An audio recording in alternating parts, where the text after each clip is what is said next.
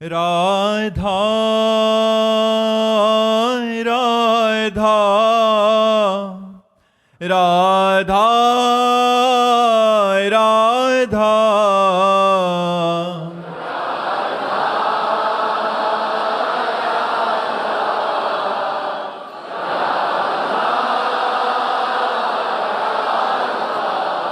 हाय राधा राधा राधा राधा राधा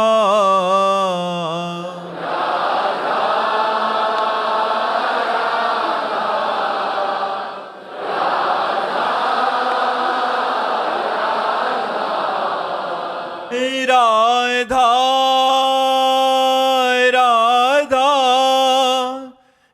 राधा राधा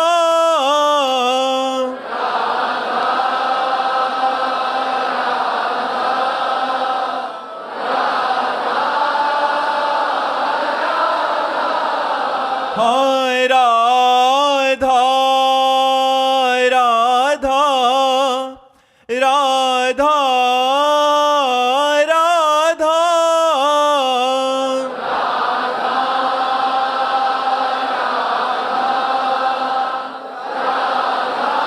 हाय राधा राधा राधा राधा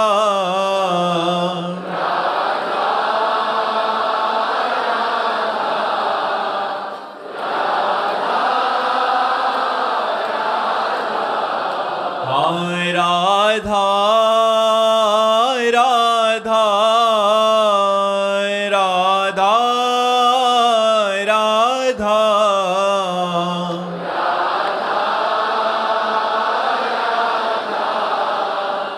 राधा राधा राधा श्री राधा वल्लभ लाल की, समस्त संत हरि भक्तन की, श्री वृंदावन धाम की, सद्गुरुदेव भगवान की। अमितपुरी जी राजपुरा से। राधे राधे महाराज जी। महाराज जी, क्या आत्मा को कुछ पाना है या आत्मा अपने आप में पूर्ण है? ऐसे में आत्मा को करना क्या है महाराज जी? आत्मा निर्विकार संपूर्ण आनंद का समुद्र, एक चैतन्य घन, उसको किसी क्रिया की जरूरत नहीं है, किसी फल की जरूरत नहीं है। भ्रम हो गया है। आप आत्मस्वरूप होते हुए अपने आप को भूल करके पुरुष देह में आसक्ति करने के कारण आपको भ्रम हो गया है। आप अपने आनंद को छोड़कर जो प्रकृति के पंचभूत रचित शरीर में भोगे जाने वाले भोग हैं, उनमें आप आसक्त हो गए हैं। शब्द, स्पर्श, रूप, रस और गंध, ये पांच ही संपूर्ण सृष्टि के विषयों को समेट करके रख दिया गया पांच में। शब्द आकाश का गुण, स्पर्श वायु का गुण, रूप तेज अग्नि का गुण है, रस जल का गुण है, गंध पृथ्वी का गुण है। इन पंचभूतों द्वारा रचित सुखों को पंचभूत रचित देह में मैं मानकर इन बाह्य सुखों को भोगने की इच्छा ही बंधन है। अगर इस इच्छा का त्याग कर दे तो आत्मा का न कभी बंधन हुआ था, न है, न रहेगा। पूर्ण आनंद स्वरूप आत्मा है। इसलिए बड़े बड़े महापुरुषों ने इस बात को कहा कि मनुष्य जन्म केवल आत्मानंद प्राप्ति के लिए मिला है और यहां संपूर्ण संसार हमें आत्मविमुख करने के लिए खड़ा है। छोटी सी छोटी वस्तु हमें बांध रही है, हमें अमुक चीज चाहिए, हमें अमुक भोग चाहिए, यही बंधन है। और ना चाहिए, ना चाहिए, कुछ नहीं चाहिए। इस शरीर का जो प्रारब्ध होगा उसके अनुसार होगा। मुझे कुछ नहीं चाहिए, मैं निर्विकार चैतन्य स्वतः सुख समुद्र हूं, मुझे कुछ नहीं। ये बात आ जाए तो आत्मानंद की तरफ बढ़ने लगे। लेकिन आत्मानंद की तरफ बढ़ना, ये विषयों का आकर्षण बाधा पहुंचा रहा है। एक एक चीज बांध रही है, जबकि हम निर्विकार हैं, अद्वितीय हैं, चैतन्य घन है, दूसरा कोई है ही नहीं। एको ब्रह्म द्वितीयो नास्ति, सो ब्रह्म अहम सोहम सोहम। एको ब्रह्म द्वितीयो नास्ति, जब द्वितीयो नास्ति तो एको वो सोहम वही है, जान गया, मुक्त हो गया। ये बंधन अनादि से है, आज से नहीं है। इसलिए साधक वही है जो गुरु चरणों का आश्रय लेकर बाह्य विषय भोगने की इच्छा का त्याग कर दे। पर ये बातें बनाना नहीं, जितने लोग बैठे हैं इतने में सब देख लो इच्छा में ही जी रहे। करोड़ों में इतने लोग सौभाग्यशाली हुए कि परम पावन भूमि श्री वृंदावन धाम में सत्संग के लिए आप समय दिए। अपने अमूल्य समय को गृह कार्य, नाना प्रकार के कार्यों से विरक्त करके आपने प्रातःकालीन वेला पर आपने समय दिया सत्संग के लिए। इतने सत्संगियों में हम प्रश्न करते हैं कि इच्छा के बिना हमारा जीवन ही नहीं है। ये इच्छा, ये इच्छा, ये इच्छा, ये इच्छा, यही इच्छा ही बंधन है। इन इच्छाओं का त्याग हो जाना ही मोक्ष है। मोक्ष का तात्पर्य जो हम मुक्त स्वरूप है उसका अनुभव हो जाएगा। ना आत्मा का कभी बंधन हुआ था, ना है, ना रहेगा। पर बिना गुरु आराधना के, बिना नाम जप के बुद्धि शुद्ध नहीं हो सकती। ये तीन गुणों का ऐसा लपेट है, रजोगुण, तमोगुण, सतोगुण का, कि इसी के प्रभाव से प्रभावित होकर वो जैसा गुण आता है वैसा ही स्वरूप प्रकाशित हो जाता है। अपने स्वरूप को भूलकर वो गुणों के स्वरूप में आसक्त हो जाता है। बिना त्रिगुणातीत हुए, बिना मायातीत हुए, बिना भोगातीत हुए हम अपने स्वरूप का अनुभव कैसे कर सकते हैं? इसलिए साधना, गुरु चरणों की साधना अत्यंत आवश्यक है। जब तक गुरु चरणों की आराधना नहीं होगी, उनके द्वारा बताए हुए साधन पथ पर नहीं चलेंगे, तब तक हम आत्मानंद को प्राप्त नहीं कर सकते। हम जगत के विषय, विषय के आकर्षण, जगत के संबंध, संबंध का मोह, ये बहुत कठिन है, बहुत कठिन है। आप लोग देख लीजिए, केवल बातें सुनना या करना एक सहज बात हो जाती है, प्रवचन कर लेना, लेकिन छोड़ना, हम जो बात कह रहे हैं उस पर ध्यान दीजिए। जगत के विषय और विषयों का आकर्षण और भोगने की इच्छा, ये बहुत कठिन है त्यागना।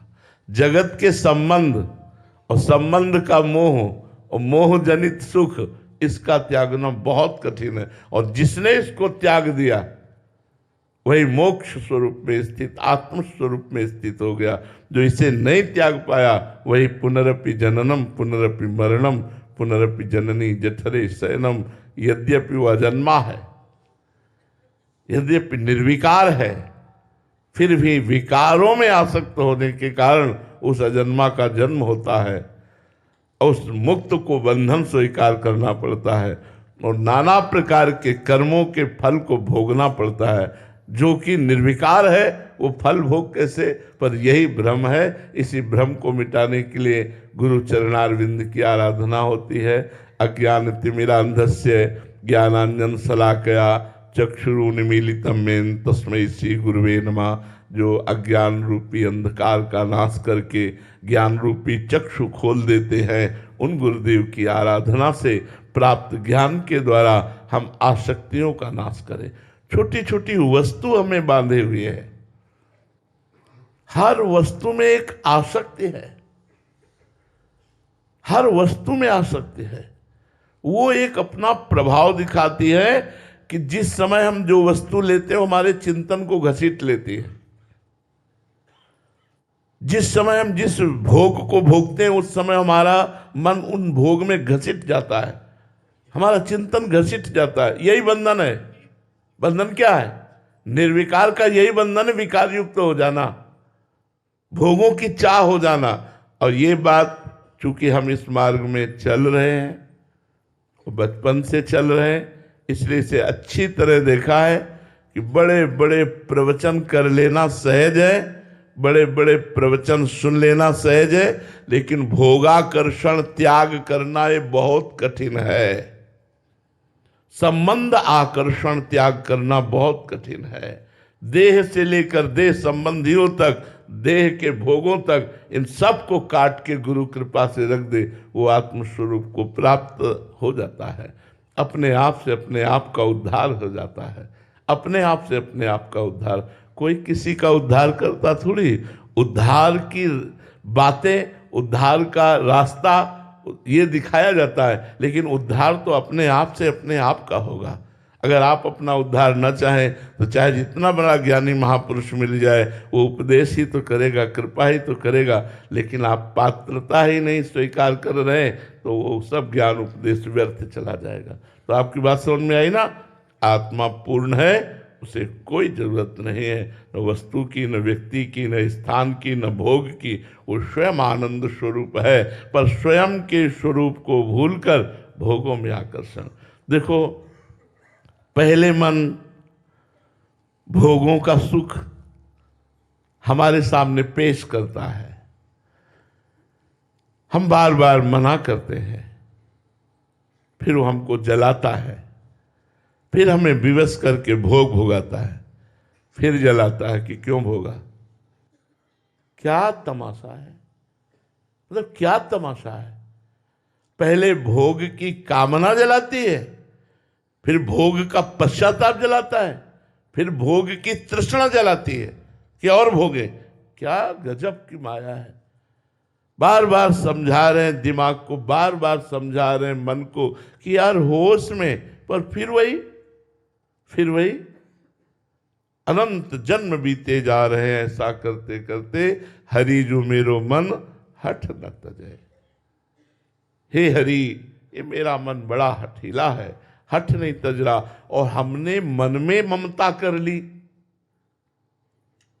मन में आसक्ति कर ली, जो मन चाहे वही करना है। आज मन कहता है ये खाऊंगा, वही खाऊंगा। आज कहता है ये देखूंगा, वही देखूंगा। आज कहता है ये भोगूंगा, वही भोगूंगा। भोगने को मिल गया तो हर्ष, भोगने को ना मिला तो शोक। वो द्वंद्वों में फंसा रहता है, और स्वरूप द्वंद्वातीत है। तो द्वंद्वातीत होना कौन चाहता है? सबसे बड़ी समस्या यह है कि मोक्ष चाहता कौन है? सब भोग चाहते हैं, सब पद चाहते हैं, मान प्रतिष्ठा चाहते हैं, संसार में यश कीर्ति चाहते हैं। कौन चाहता है मोक्ष प्राप्त करना?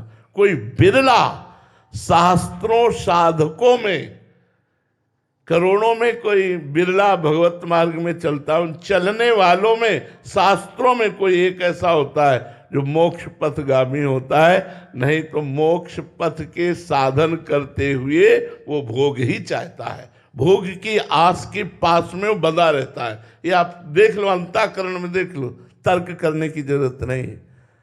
अंतःकरण में देख लो, आप कहीं न कहीं किसी वस्तु, व्यक्ति, स्थान में बंधे हैं, फंसे हैं। वही आपके आत्मस्वरूप में बाधक है। अगर ये गुरु कृपा से छूट जाए तो मुक्त हो गए।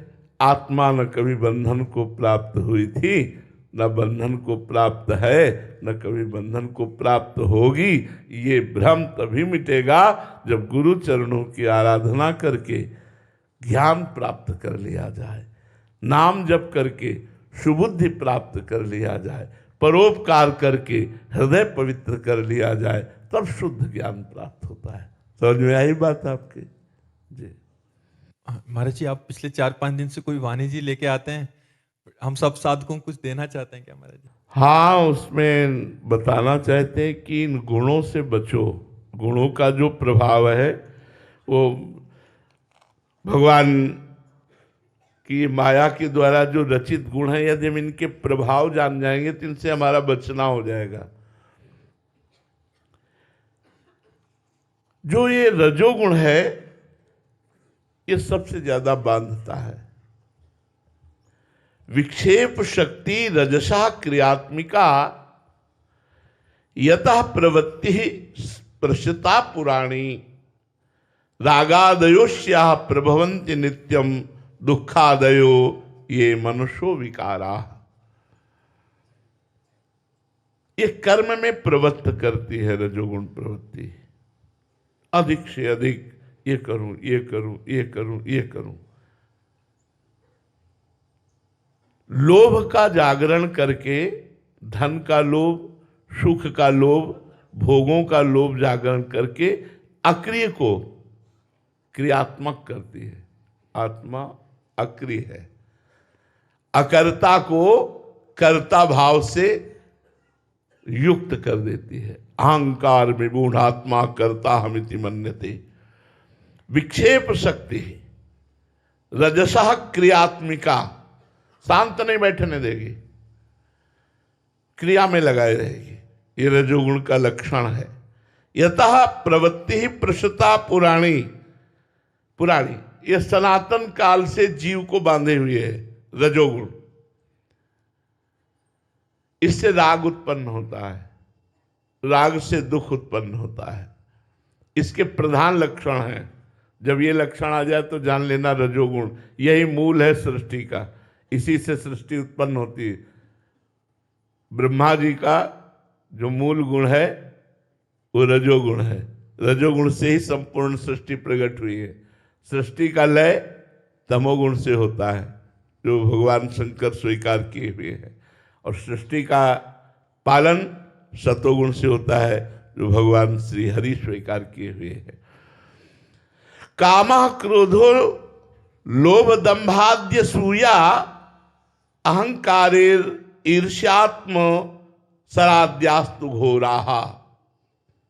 बड़ा गंदा कर देता है हृदय को रजोगुण। काम की उत्पत्ति करता है ये रजोगुण, काम की उत्पत्ति करता है। आज जो भोजन पर सुधार नहीं है, इसीलिए लोग कामी होते जा रहे हैं, क्रोधी होते जा रहे हैं, हिंसात्मक वृत्ति होती जा रही है। नाम जप में, भजन में, शांत स्वभाव में बिल्कुल विक्षेप पड़ता चला जा रहा है। जरा सा धक्का लग जाए, सामने वाले को गाली दे दे, चाहे वो महात्मा क्यों न हो। क्यों? क्योंकि उनके अंदर क्रोध आवेश। भोजन, ये जो आप बाजार की वस्तुएं पाते हैं बनी हुई, इनमें रजोगुण तमोगुण ही है, सतोगुण कहीं नहीं मिलेगा, चाहे जो आप खरीद लें। क्योंकि बनाने वाला, उसका विचार, उसकी पद्धति, उसकी पवित्रता, ये सब भोजन पर प्रभाव डालती है। जिस दिन माधुकरी ब्रजवासियों की और मिर्च से रोटी पाओ तो भजन ऐसे चलता है जैसे मशीन से चल रहा हो, कर नहीं रहे, धुआंधार भजन होता है। और जिस दिन भंडारे का गुलाब जामुन और कचौड़ी पूड़ी और दबा के पाओ तो बस डकारे लेते रहो, भजन नहीं होता। ये भोजन का बहुत बड़ा प्रभाव है प्रभु। रजोगुण भोजन से बचिए नहीं, आपके अंदर काम पैदा करके कामी बना देगा। काम से क्रोध का प्रादुर्भाव होता है। कामा क्रोधो लोभ दंभादसूया, घोर नरक पहुंचाने वाले रजोगुण के लक्षण है। त्रिविधम नरकस्येदम द्वारम नाशन मात्मना कामः क्रोधा तथा लोभा तस्मा दैत्यम त्यजेत। भगवान श्री कृष्णचंद्र जी कह रहे 3 नरक के द्वार हैं, काम क्रोध और लोभ। गोस्वामी जी ने एक और जोड़ दिया, मद। काम क्रोध मद लोभ सब नाथ नरक के पंथ, गोस्वामी जी ने कहा। तो यहां कामा क्रोधो लोभ दंभाद्यसूया हंकारेर्ष्या मत्सराद्यास्तु घोराः धर्मा एते राजसाः पुम प्रवृत्तिर यस्मात् देशात् तद्रजो बंध हेतु। हे भाई, यदि भगवदानंद प्राप्त करना चाहते हो, यदि सुखी होना चाहते हो, यदि मुक्त होना चाहते हो, शांति चाहते हो, तो रजोगुण से बचो। ये रजोगुण काम को उत्पन्न करता है, ये क्रोध को उत्पन्न करता है, ये लोभ को उत्पन्न करता है, ये दंभ दिखावापन को उत्पन्न करता है, ये असूया दूसरों के गुणों में दोष ढूंढना असूया कहते हैं, छिद्रावेशन दूसरे के गुणों में दोष ढूंढना, ये अभिमान प्रकट करता है, ये ईर्ष्या प्रकट करता है, ये मत्सरता, मेरे से आगे बढ़ा जा रहा है, इस बात की जलन, ये घोर धर्म रजोगुण के हैं, जिसके कारण जीव बंधन को प्राप्त हुआ है। बंधन का मूल कारण रजोगुण है। जितने विकार हैं इनका मूल कारण रजोगुण है, और 3 गुणों का क्रम अंतःकरण में चलता रहता है। तो यदि हमको बचना है, भगवत मार्ग में चलना है, तो हमें भोजन सुधारना है, पेय पदार्थ सुधारने हैं। देखो, मांस, अंडा, मछली आदि जो भी है अन्य जीवों की हिंसा का भोजन है, ये तो राक्षसी भोजन है, ये तमोगुण से भी ऊपर बढ़कर है, ये राक्षसी भोजन है। तमोगुण में तो जैसे बासी अन्न है, कसैला है, ऐसे प्याज है, लहसुन है, ऐसे। लेकिन ये जो है तो राक्षसी भोजन है। तो हम आप लोगों से प्रार्थना करते हैं, मनुष्य जीवन मिला है, राक्षसी भोजन मत करो। आपको लगता है हम बलवान हो जाएंगे, शरीर स्वस्थ रहेगा, आप ऐसे भ्रम में मत रहिए, बड़ी आपके शरीर की दुर्दशा होगी।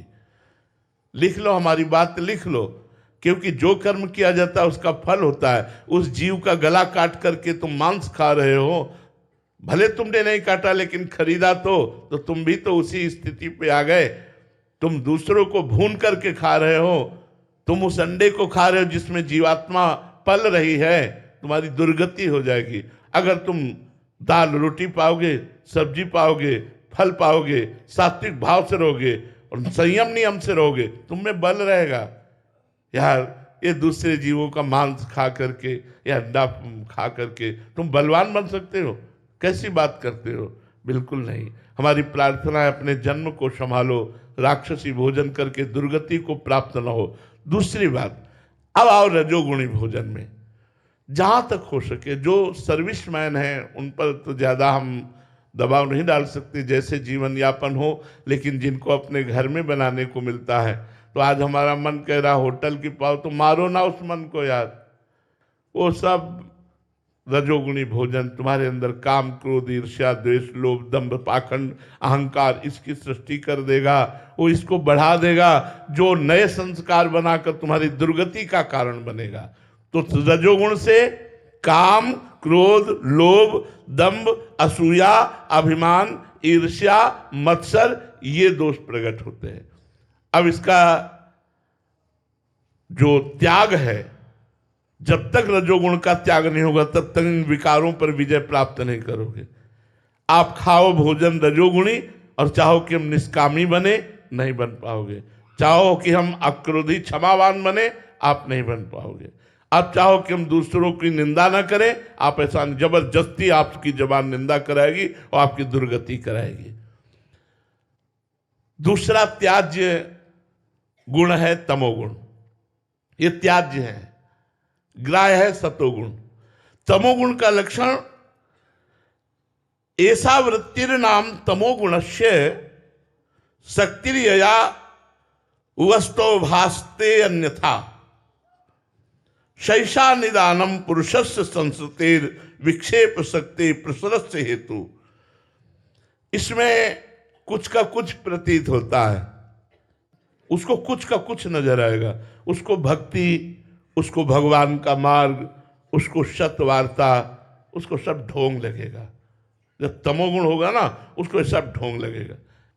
अशुभ अनर्भल संग जन विमुख तजो सब कोय, विमुख तजो सब कोय, झूठ बोलत सचु मानत, दोष करत निरसंक रंक करि संतन जानत, अभिमानी गर्विष्ठ लोभ मद मत अगाधा, दुष्ट परिहरो दूरी भजत भज श्री हरि राधा। ये दुष्ट लोग जो तमोगुणी लोग होते हैं, विपरीत बुद्धि होती है इनकी। आप ठीक कह रहे हो, उनको विपरीत दिखाई दे रहा है।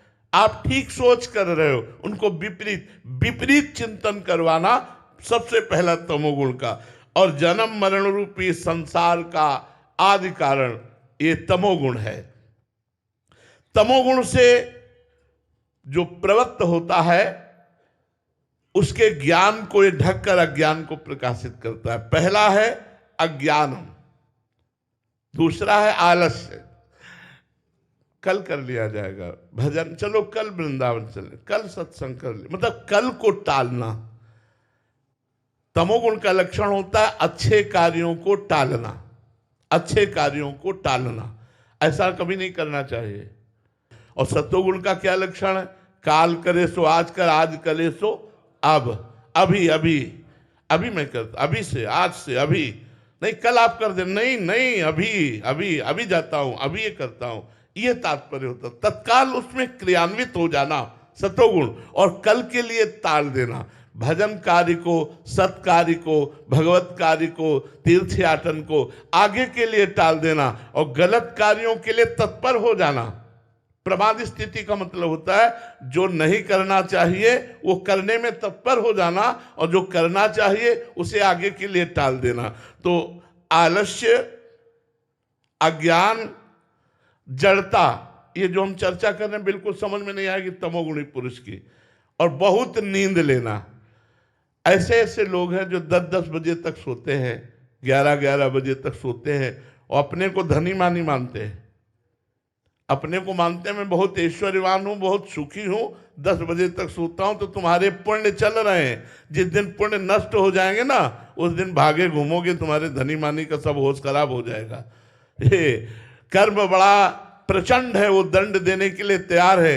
अरे ब्रह्म मुहूर्त में उठो और भगवान की आराधना करो। मनुष्य जीवन मिला है, 4 घंटे, 5 घंटे, 24 घंटे में कभी भी शयन कर लो, हम इस बात के लिए छूट देते हैं।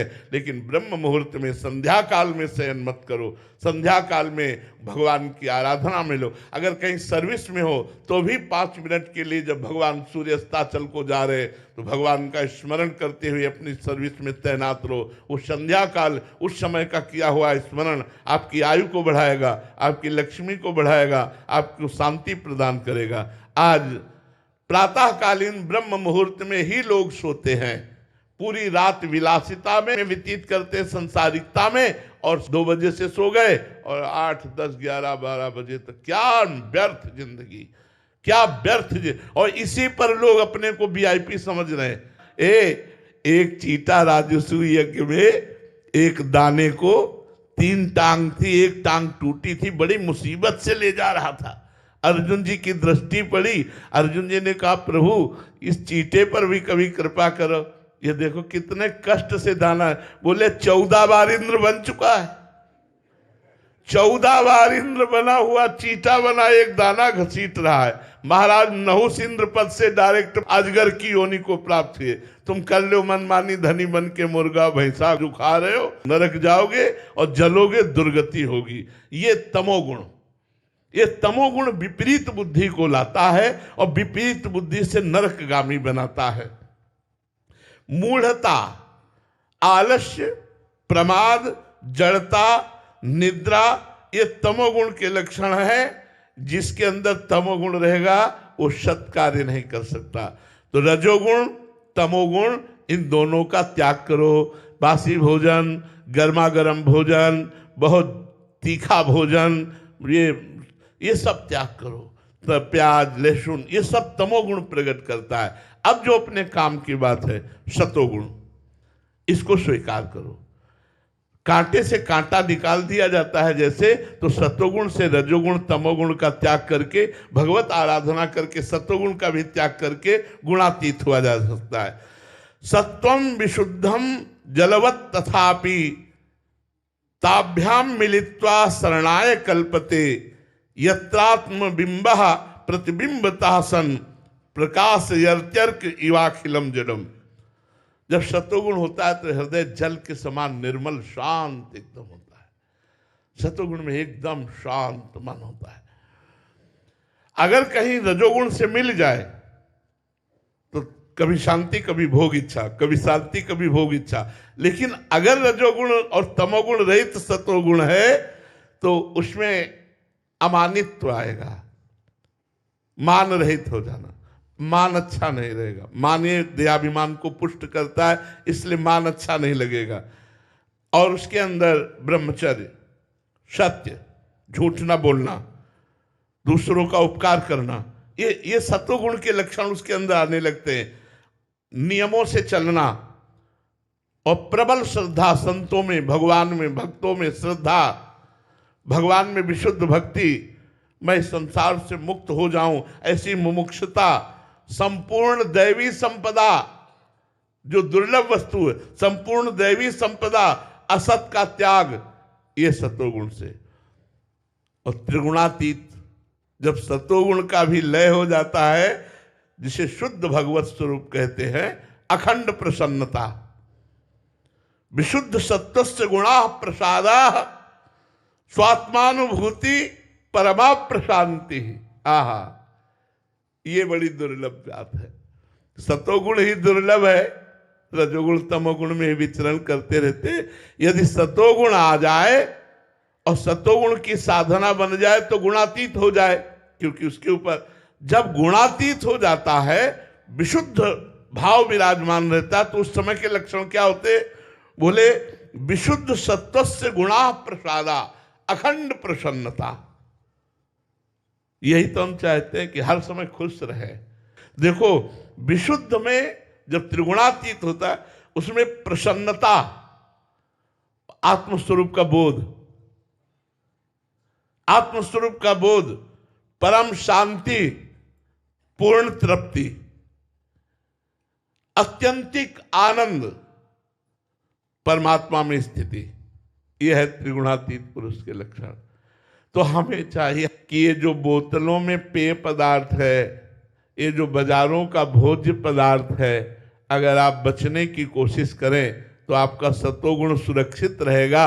सतोगुण सुरक्षित रहेगा तो आप शांति और आनंद की तरफ बढ़ सकते हैं। आप चाहते शांति और आनंद है और आप बाजारू भोगों की वस्तुएं पाएंगे तो ये गुण आपको पीस डालेंगे, बिना मतलब आपको जलाएंगे, बिना मतलब आपसे ऐसे कर्म कराएंगे जिनसे आपकी दुर्गति होगी। इसलिए सतोगुण को ग्राह्य और रजोगुण तमोगुण को त्याज्य माना गया है। तो तामसिक भोजन, राजसिक भोजन का त्याग करो, जिससे सतोगुण हमारे अंदर बढ़े और सतोगुण हमें भजन में लगाए और भजन भगवत प्राप्ति कराए। जी। प्रीतेश त्रिवेदी जी, लंदन से। राधे राधे महाराज जी। महाराज जी, मैं जीवन में आध्यात्मिक मार्ग में आगे बढ़ने के लिए प्रयासरत हूँ, किंतु बैलेंस समझ नहीं आ रहा महाराज जी बनाना। कार्य क्षेत्र में मन लगाता हूँ तो परिवार की जिम्मेदारी पिछड़ जाती है। कभी कभी लगता है कि प्रभु को भूल गया हूँ। मतलब महाराज जी, इन सब में इतना ज्यादा नहीं, इसमें परेशानी क्या है? परेशानी क्या है? आपने विभाग कर लिए। देखो, आपकी परेशानी का जो कारण है वो विभाग है। एक कार्य क्षेत्र का विभाग, एक परिवार के प्यार का विभाग, एक अध्यात्म का विभाग। इसलिए आप परेशान हो गए। दुचित कबहु परितोष न लाहि, चित्त को आपने विभाजित कर दिया, इसलिए अगर इसको एक कर लो अभी आनंद आ जाएगा।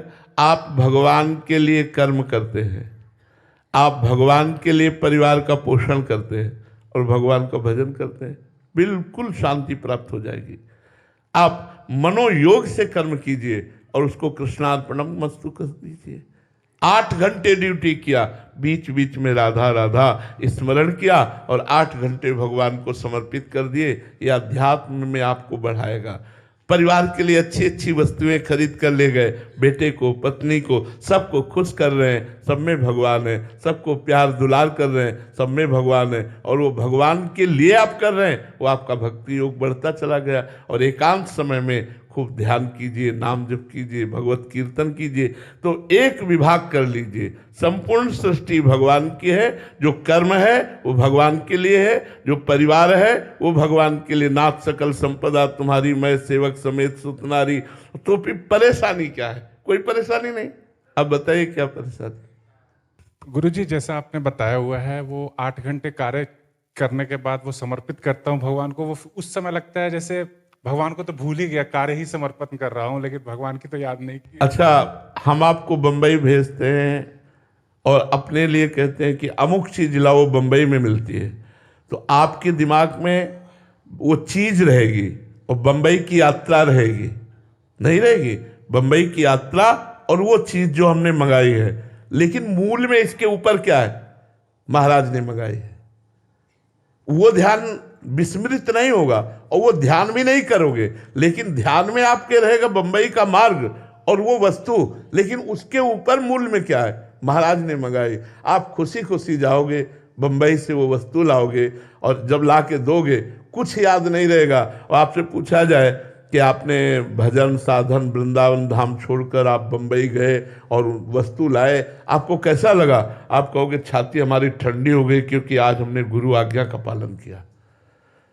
बस इस बात में रहो कि संत आज्ञा, शास्त्र आज्ञा, भगवद आज्ञा का मैं पालन कर रहा हूं, क्योंकि 8 घंटे कर्म करके परिवार का पोषण कर रहा हूं। परिवार भगवत स्वरूप है और बीच बीच में भगवान का स्मरण कर रहा हूं। तो स्मरण ना होते हुए भी स्मरण है, क्योंकि मैं भगवद अर्थ कर्म कर रहा हूं, भगवान की आज्ञा का पालन कर रहा हूं। इसलिए ऐसे विचारवान बनो जिससे अशांति ना आने पावे और हृदय शांत होकर अध्यात्मवान बने। ये सब अध्यात्म के अंतर्गत आ जाएगा। अध्यात्म का मतलब केवल लंगोटी लगा करके बाहर बैठे रहना नहीं है। अध्यात्म का मतलब है कर्मयोग युक्त होकर के कर्म फल की आकांक्षा ना करते हुए भगवत स्मरण परायण रहना। आप सच्ची बात समझ लो। कर्म जो, अगर क्या जनक जी से बढ़कर कोई ज्ञानी है? पर वो राजा है, पूरा राजकाज परिवार संभाल रहे कि नहीं संभाल रहे? सुखदेव जी से बढ़कर कोई त्यागी है? लेकिन वो जनक जी को गुरु बनाया जाके के लिए बनाया? एक त्यागी एक राजा को गुरु बना रहा, क्योंकि ज्ञान की स्थिति जनक जी की सर्वोपरि है और पूरा कार्यभार देख रहे हैं, राज कार्यभार देख रहे हैं, परिवार कार्यभार देख रहे हैं और परम ज्ञानी है। इसलिए ऐसा नहीं है कि अध्यात्मवान लंगोटी वाला ही है। अध्यात्मवान पैंट शर्ट वाला भी हो सकता है, अध्यात्मवान धोती कुर्ता वाला भी हो सकता है, क्योंकि वो अध्यात्म अंदर की वस्तु है। अंदर उसका चिंतन क्या चल रहा है, अंदर के चिंतन को, समर्पण को संभालो, पूरे के पूरे भगवान के बन जाओ, तो हर कार्य आपका भजन हो जाएगा। ठीक है? हाँ, उसको विभाग मत करो, नहीं तो फिर परेशान हो जाओगे। शिवांश नारायण द्विवेदी जी, राधे राधे महाराज जी। महाराज जी, मैं सर्वभूत हृदय धर्म सम्राट स्वामी श्री करपात्री जी महाराज जी के कृपा पात्र शिष्य, वर्तमान श्रीमद जगत गुरु शंकराचार्य पुरी पीठाधीश्वर जी महाराज जी से दीक्षित हूँ। महाराज श्री गुरु जी और गोविंद जी और ग्रंथ की कृपा से महाराज जी परंपरा प्राप्त सिद्धांतों द्वारा जो महाराज जी धर्म ग्रंथों में महाराज जी आजकल बहुत लोग मतलब उसका विक्षेप पहुंचा रहे हैं, क्षति कर रहे हैं, उनमें महाराज जी कार्य कर रहे हैं। देखो बच्चा, जिसका उद्देश्य धन है, जिसका उद्देश्य लोकमान प्रतिष्ठा है, जिसका उद्देश्य पार्थिव संसार है, वो हमारे शास्त्रों के वाक्यों को तोड़ मरोड़ करके, उनका अर्थ गलत करके, उनकी पद्धतियों को मिटा करके मनमानी आचरण किए जा रहे हैं, मनमानी आचरण किए जा रहे हैं। तो एक बात नहीं, सर्वत्र ये बात फैलती चली जा रही है कि हम मनमानी आचरण करते चले जा रहे हैं। उसका कारण है हमारा उद्देश्य न मोक्ष है और न भगवत प्रेम है। मोक्ष या भगवत प्रेम ना होने के कारण धन, मान, प्रतिष्ठा, लोकप्रियता, ये सब वो सब ऐसा गीता जी की व्याख्या करने का अधिकार सबको नहीं है, ब्रह्मबोध संपन्न महापुरुषों को है। उनकी बात लेकर अगर हम समाज को देते हैं तो शुद्ध बात, अमृत बात देते हैं, लेकिन नहीं, अपने अहम की पुष्टता, लोक व्यवहार में प्रियता, लोक में मान्यता, धन की प्राप्ति, ये उद्देश्य बच्चा हमारे शास्त्रों को गौड़ कर रहे हैं और मनमानी मुख्य कर रहे हैं। जो शब्द कुछ है उसका अर्थ कुछ है, चलना कुछ है, चल कहीं और रहे, बोल कुछ और रहे, स्वयं में ना तो पवित्रता, ना धर्मनिष्ठता, ना भगवत प्राप्ति की चाह, ना परमात्मा स्वरूप का अनुभव की चाह, तो फिर कैसे हमारे धर्म ग्रंथों को समझा जाएगा, कैसे समझा जाएगा? फिर तो मनोरंजन हो जाएगा केवल। तो आज जो हमारे आचार्य जन हैं, जो गुरुजन हैं, वही इस बात को समझ रहे हैं, नहीं हम लोग इसका दुरुपयोग कर रहे हैं, दुरुपयोग कर रहे हैं कि आज हमारे भारत में शास्त्र के अनुसार प्रमाणित जीवन और शास्त्र से कभी एक भी शब्द भी पूज्य महाराज जी नहीं बोलते। गंभीर मुद्रा, शांतनिष्ठ, और जो आदि गुरु भगवान ने पीठ की मर्यादा दी, उस मर्यादा के अनुसार ऐसे गुरुजनों के चरणों में प्रणाम करते हैं। आगे चल करके मिलना मुश्किल हो जाएगा, ऐसे महापुरुष मिलना मुश्किल हो जाएगा जो मोक्ष पद को प्राप्त हुए और धर्मनिष्ठ और शास्त्र सम्मत व्याख्या करे, वो बहुत कठिन बात हो गई। आज धर्म ग्रंथ के उपदेशों को हम अध्यात्म की ऊंचाई पर चढ़ने के लिए नहीं, लोक व्यवहार की वाहवाही, धन संपत्ति, मान प्रति, इसलिए भैया उद्देश्य बदल गया तो सब बदल गया। उद्देश्य आज बदल रहा है, इसलिए सब गड़बड़ हो रहा है। ब्रह्मचारी हेमंत जी उड़ीसा से। राधे राधे महाराज जी। महाराज जी, मैं अद्वैत वेदांत का छात्र हूँ। पिछले 3 वर्षों से आपको सुन रहा हूँ। मेरे हृदय आपके प्रति अति आसक्त है, किंतु मेरी बुद्धि अद्वैत भक्ति मतलब ज्ञान मार्ग में लगी हुई है। महाराज जी, ऐसे में मार्गदर्शन करें। तो समस्या कुछ नहीं है, सबका निर्णय आखिरी अद्वैत ही है, द्वैत में भय है। अब देखना, हम एक दोहा कह रहे हैं, ब्रह्म नहीं, माया नहीं, नहीं जीव नहीं काल, अपनी हो सुधिना रही, एक रहो नंदलाल। अद्वैती आ गया कि नहीं? उधो मन न भय 10-20, एक हु तो सो गयो श्याम पे, को आराधे ईस। उधो मन न भय 10-20, एक भगवान में जाकर लीन हो गया। तो कान भय प्राण में, प्राण भय कान में, ही में ना जान परे, कान है कि प्राण है। ये अद्वैती प्रेम में भी अद्वैती, प्रेम गलियति साकृता में दोनों समाये। और बच्चा, ज्ञान में एक अद्वैती स्थिति यह है कि मैं वही ब्रह्म हूं। अब इसमें बहुत कठिनता है। पानी पी रहे हैं लेकिन नहीं पी रहे, संसार की क्रियाएं हो रही लेकिन नहीं करता नहीं है, भोग भोग रहे भोगता नहीं है, कर्म कर रहे हैं करता नहीं है। ये कला बिना गुरु कृपा की आएगी नहीं। बिना अंदर ये कला है, बंधन से मुक्त हो ही नहीं सकते। इसीलिए हमें लगता है सर्वश्रेष्ठ मार्ग भगवान की भक्ति है। भक्ति के द्वारा जो ज्ञान प्राप्त होता है बहुत जोर का होता है, इसमें भगवान का सहारा होता है। भगवान करो सदा तिनके रखवारी, जिम बालक राखे महतारी। और ज्ञान में अपने ही चलना होता है, क्योंकि ब्रह्म मैं ही हूँ, नहीं मैं ही ब्रह्म हूँ। और जब आकर्षण हुआ फिर उसी में फंस गए भोग में, और जब फंस जाओगे तो यमराज की गदा चलेगी। पक्की बात समझो, ज्ञान के पंथ कृपान के धारा, परत खगेश लगे नहीं 12। इसलिए भगवान का आश्रय हरिशरणम हरिशरणम सनकादि भी लिए है। नाम जप करो और अद्वितीय तो हो ही बच्चा, एक ही है, दूसरा कोई नहीं है। चाहे उसे कृष्ण बोलो, राम बोलो, या मैं बोलो, या ब्रह्म बोलो, या शिव बोलो, वो एक ही है। और वही एक यहाँ भी विराजमान है। ढांचे अलग अलग हैं, तत्व तो एक ही है। जब अनुभव होता है तो भक्त ज्ञानी नहीं होता। एक बार हनुमान जी से वशिष्ठ जी ने पूछा, हनुमान तुम कौन हो?